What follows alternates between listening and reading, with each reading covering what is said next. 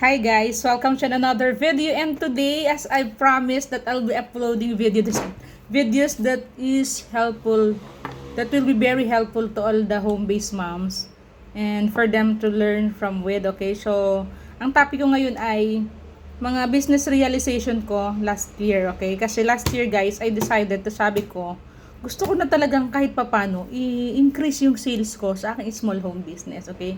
So, alam nyo naman guys kung ano mga small business ko, diba? From time to time. So, I used to focus na lang sa mga pinagagawa ko dito sa loob ng bahay. Like cooking, baking, ayan. So, dahil doon sa kagustuhan ko, meron akong goal yon. Importante pala yung, guys, may goal. Kailangan may goal ka. Gusto mong lumago. Gusto mong dumami yung sales, okay? So, ang napakagandang kwento guys, kasi last 2024, I used to do small, mga ganyan din, pero hindi ako masyadong seryoso. Luluto-luto ako, ilalagay ko sa alkansyan. And at the end of the year, last 2024, I opened the alkansyahan, okay? Ang laman last 2024 is 2,300 plus if I'm not mistaken, last 2024, okay? So, last year, last 2025, hindi ko na pinaabot ng 1 year bago ko buksan kasi ginagamit ko yung money, quarterly, kinukuha ko na kasi binaparoling ko pa lalo. Hindi ko yung stock doon. So, quarterly, nagbubukas ako. So, every quarter, minsan na nakaka 2,000 na ako. Imagine that, guys. Compare mo sa other year, 1 year mo, naka 2,300 ka, diba? Sa 2024. While, ng 2025, quarterly pa lang naka 2,000 plus ka na, then another quarter naka 1,000 plus, another quarter. So yun. So kung sabihin natin sa 2024, doon sa alkansyahan lang pinag-uusapan natin na naka 2,000 plus ako, 2025 running 8K. Okay, running 8K. Alkansya yung guys na pero nag-grow pa yun. Hindi lang yun 8K. Kasi bakit? Yung kinuha kong first quarter, ginamit ko yun sa investment ko sa food business, right? So, hindi mo papatagalin ang pera na nakatago lang sa alkansyahan. You can move your money, you can grow your money, okay? So, that's the point. So, yung nasave ko ng first quarter, kinuha ko na yon, pinalago ko din. So, moving na yon, hindi lang yung basta saving. Tapos, another quarter, kung hindi ako nagkakamali, may kinuha ako sa another quarter, nilagay ko sa MP2. Pag-ibig. So, nag-grow na din yon, di ba? So that's the advantage of having a small savings. Save little by little, then when you got it, you can put it into another investment or you can use it to your small home business. Like me, kung mayroon kang small home business, gusto mong magdagdag ng product, okay, so bili ka ng mga ingredients, luluto ka. Or if you want to add tools, mga gamit, improve mo yung mga boxes mo, so bibili ka, mag-invest. You can use the money sa pag-i-invest. Hindi mo siya hayaan na napakatagal dun sa alkansyahan. Okay, kaya nga sabi ko sa inyo, quarterly ko na, kasi nag-seryoso na ako ng 2025 eh. Oops, may laman na itong 2,000 plus. I'm gonna open this na ha. Okay, binuksan ko na. So, ginagamit ko na yung pera, moving na siya. And then another thing, again, sinara ko na naman yung alkansya, naglalagay-lagay na naman ako. So, yun yung nagiging inspiration ko, guys. Para, araw-araw, as a housewife, sabihin ko sa sarili ko, ay, kailangan ko mag-sideline kasi maglalagay ako ng 100 doon. Yun yung motivation ko. So, gawin nyo yung guys. So, yun, importante yung guys. May goal kayo, and then, you know how to grow your money. Hindi lang kayo nag-iipon, okay? You are also wanting your money to grow, okay? Tama, di ba? Kasi may mga iba na nag-iipon pagkatapos igagastos na nila sa pang personal nilang pangangailangan. Mali yun. If you're serious of growing your money, the thing that you do na ganun, wala yun. Wala. Back to zero ka na naman. O kasi wag mong gagalawin yung pera mo sa mga kapritsyo mo. Okay?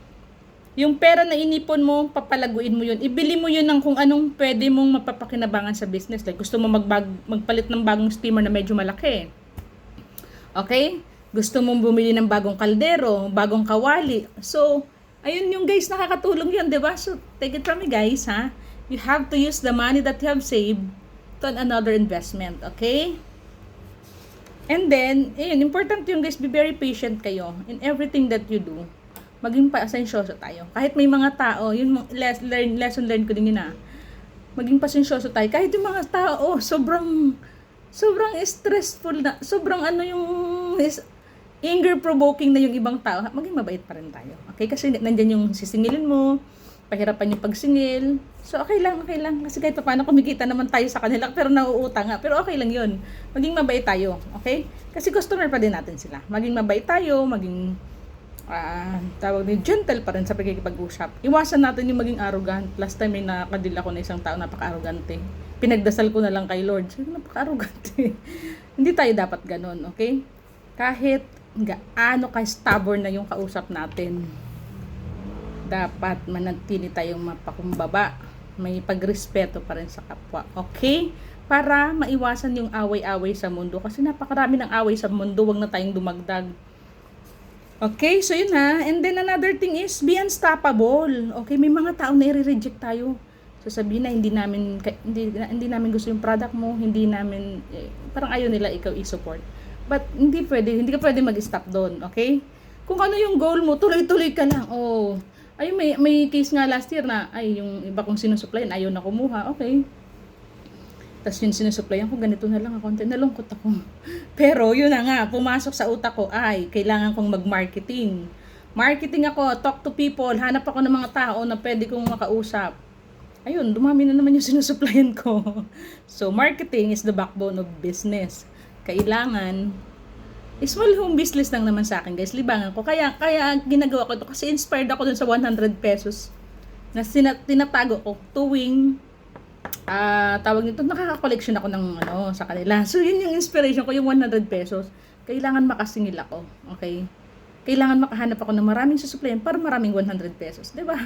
Ang gandang ang gandang motivation. Kasi sabi ko, yung earnings ko ng 2034 from Alcansya, kasi libang-libangan ko lang naman talaga, nag-double. Naging quadruple pa nga nung 2025. Yung sa Alcansya ng pinag-uusapan natin And, pagpasok ng bagong taon, dami kong mga ingredients pa dyan. So, pa rin yan. Kita pa rin yan, di ba? Okay, so ayun guys, sipag at tiyaga din. Tiyagain nyo din. Kung may mga bagay kayo na gustong gawin, huwag kayong panghinaan. Tiyaga lang, sipag at tiyaga. Okay, kaya sa atin marami ang hindi tumatagal sa mga ginagawa nating mga negosyo kasi nga, andun sa atin yung pagnanais natin na umasenso tayo kaagad. Where in fact, wala pa naman tayong ginagawa na best effort, right? Di ba marami ang ganun? Gusto nilang yumaman. Dapat, nung bigla, doon kayo sa loto. Tumaya kayo sa loto, baka doon kayo manalo. Pero pagdating sa negosyo, walang ganun. Kahit ang pinakamayayaman ng mga personalidad sa business na legal ang trabaho, nag-umpisa yan sa uno. Nag-umpisa yan sa scratch. Gumapang ang mga yan. Alam naman natin yan eh. They started from a very humble beginning. Just what we're doing right now. Swerte nga tayo kasi social media na tayo eh. 'Di ba sila noon hindi. Talagang sila, 'di ba?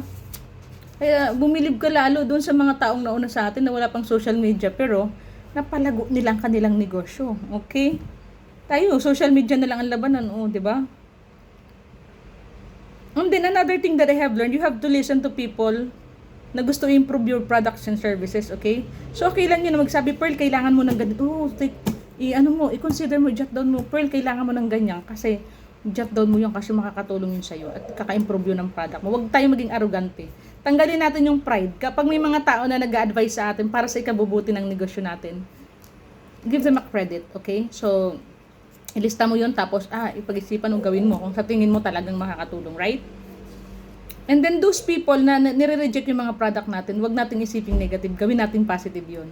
Gawin natin na na inspirasyon, okay? Yung mga criticism ng ibang tao, hindi naman maayos yung produkto mo. Doon ako na-inspire eh. Kasi tinatanggihan ng isang sinusuplayan ko yung tawag nito, goodies ko, sabi niya ganito ganyan. At sabi ko, inisip ko yung ano ba yung recipe ko dito dati, hanggang na-recall ko. Naayos ko yun, dami nang umorder ng product ko, okay? So the rejection, the criticism, take it all positively, okay? And then improve have a wider connection, okay? Be friendly. Maghanap kayo ng mga taong magiging friend nyo kasi dun sa mga taong pwede kayong i-refer. Product nito. Kailangan malaman ng mga tao kung anong produkto mo, okay? So that's the goal of marketing. Kailangan malaman ng mga tao ano ba talaga yung produkto mo. Para from what you are talking, what you're sharing, they can learn from it. Okay, Pearl is selling like this. So I would love to try her products too. Right? And, ayun nga, become ambitious and don't stop until you reach your goal, okay? Tapos mag-learn kayo from people who are already successful. Meron mga YouTube channel, yung mga successful na tao. You watch a video of them from time to time. Ako ganun ang ginagawa ko. Para nai-inspire din ako. Yung mga talagang successful na mga, sabihin natin, mga nasa edad na talagang pinagdaanan nila yung from scratch. Kasi, from their conversation, talagang matututo ka, guys. Ako doon ako masyadong na-inspire. I'm very much thankful. Lalo, shoutout kay Sir Chingitan. Kasi talagang, 2019 pa lang, nang nag-open ako ng YouTube channel, siya yung naging inspiration ko. Doon ako natuto sa kanya eh. Tapos until now, sa ito na, pagpurso ko na ulit ng negosyo na to, okay? Ng mga simple business lang, libangan pang kabuhayan, okay? And last but not the least, okay? Always pray to God talaga. Always pray to God, for without the guidance and wisdom from the Lord, wala. It's God who will give us wisdom. Si Lord ang magbibigay sa atin ng katalinuhan kung anong gagawin natin sa negosyo natin. Ipag-pray natin yung kasi, sabi ko nga sa inyo, hindi ganong kadali ang pagninegosyo. Kalakasan, all of those things will rooted from the Lord. Talino, kalakasan, magandang idea, mag-root talaga yun sa Panginoon. Kapag naging kind tayo and humble. And always pray to Him, okay? Always ask the Lord for His, blessing of wisdom, okay? And insights to what we're going to do to our small business. Kasi ako small business lang, naman ako, libangan ko lang naman to. Pero I'm so thankful kasi pagpasok ng taon na to, araw-araw mayroon na akong gawa. Okay, may araw-araw may mailalagay na akong 100 pesos sa aking alkansyan. So yun yung motivation ko. And hopefully, etong sabi ko, itong 100 pesos ko, titingnan natin kung saan aabot yan. Okay, abangan nyo kung saan aabot ang 100 pesos ni Pearl. Okay, so try nyo din, gawin nyo din. Okay? Wala namang imposible. Masarap mag-umpisa sa isang maliit lang. Okay? Bye and thanks for watching. Love you all.